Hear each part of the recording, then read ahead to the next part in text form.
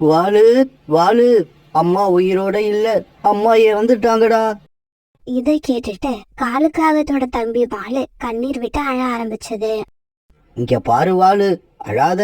அம்மாவுக்கு வயசாயிடுச்சு, அப்புறம் அவங்களோட உடல்நிலை வேற சரியில்லை.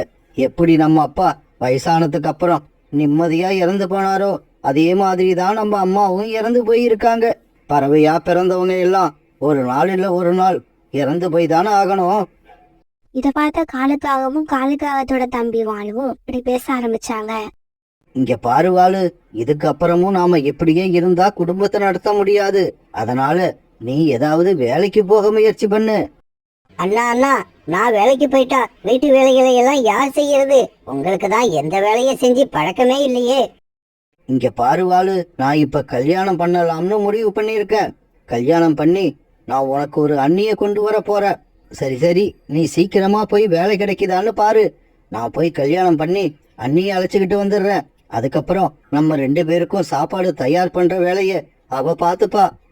பிறகு காலுக்காகத்தோட தம்பி வேலை தேடி கிளம்ப காலுக்காகவும் கல்யாணம் பண்ணிக்கிறதுக்காக பறந்து போச்சு. கோரி, நாம இப்ப கல்யாணம் பண்ணிக்கலாம். என்னோட தம்பி கிட்ட எல்லா விஷயத்தையும் சொல்லிட்டேன். நீங்க சொல்றத பார்த்தா கல்யாணத்துக்கு அப்புறம் உங்க தம்பி நம்ம கூடவே இருப்பாருன்னு நினைக்கிறேன். இங்க பாரு கோரி, என்னோட தம்பியை இப்பவே வெளியில அனுப்பணும்னு நினைக்காத. கொஞ்ச நாள் இப்படியே நம்ம கூட இருக்கட்டும். நேரம் பார்த்து ஏதாவது ஐடியா பண்ணி அவனை வீட்டை விட்டு வெளியே அனுப்புவோம்.